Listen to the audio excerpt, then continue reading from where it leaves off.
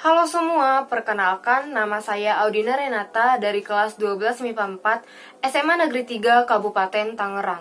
Di sini saya akan menyampaikan pendapat saya mengenai narapidana yang dibebaskan kembali berulah di masa pandemi.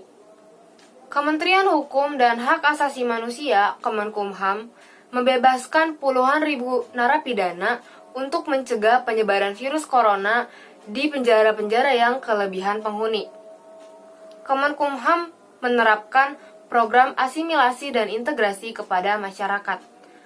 Namun ternyata hal ini membuat khawatir sebagian masyarakat lantaran asimilasi tersebut berpeluang makin meningkatnya tindak kriminalitas di tengah pandemi. Tak sedikit ex-napi yang dibebaskan terlibat melakukan kejahatan. Bahkan sudah ada yang ditangkap kembali karena perkara perampokan, pencurian dengan kekerasan, mabok, narkoba, dan lain sebagainya. Salah satu yang menjadi sorotan akhir-akhir ini adalah Samsul Bahri. Beliau merupakan salah satu dari resividis asal Kecamatan Birembayan, Aceh Timur.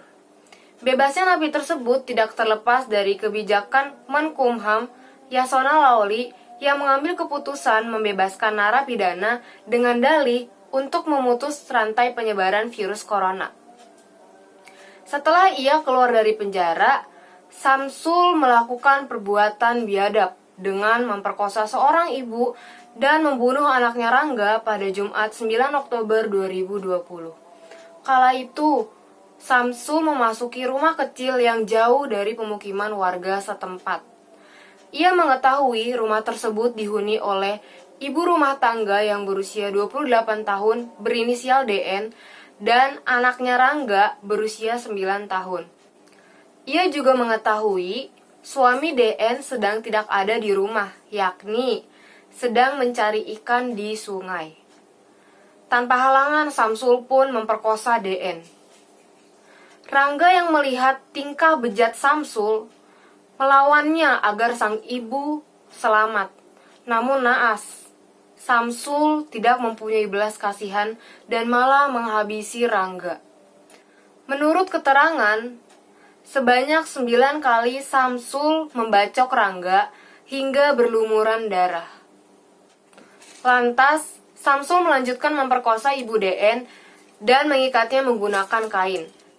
Setelahnya, ia memasukkan jasad Rangga ke dalam karung goni dan membuangnya ke sungai.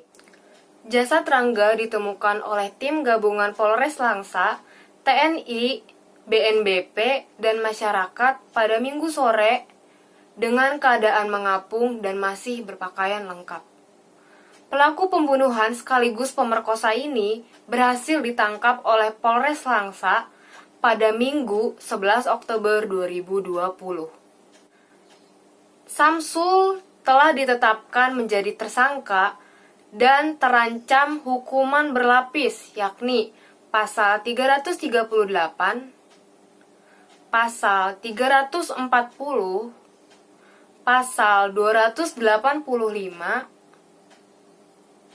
Pasal 351 ayat 2 KUHP,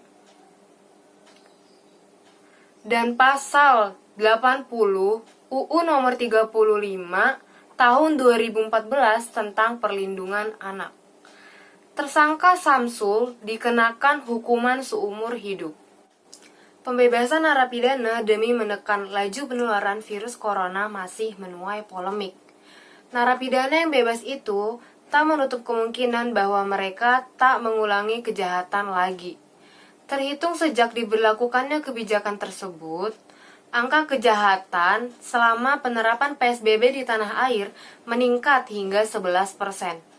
Lalu, apa tindakan yang dapat dilakukan untuk menanggapi hal tersebut? Pertama, dilakukan pemetaan. Ini dapat dilaksanakan dengan melihat jenis kejahatannya, jam rawan, hingga motif modus seperti apa. Kemudian, dibentuk tim khusus untuk mengawasi dan menjaga tempat-tempat yang rawan. Kedua, kegiatan preventif. yaitu suatu tindakan pencegahan sosial untuk mengurangi kemungkinan terjadinya hal-hal yang tidak diinginkan. Kegiatan ini dapat dilakukan dengan giat patroli dan penjagaan di tempat yang rawan kejahatan. Ketiga, penegakan hukum dan pengawasan diperkuat.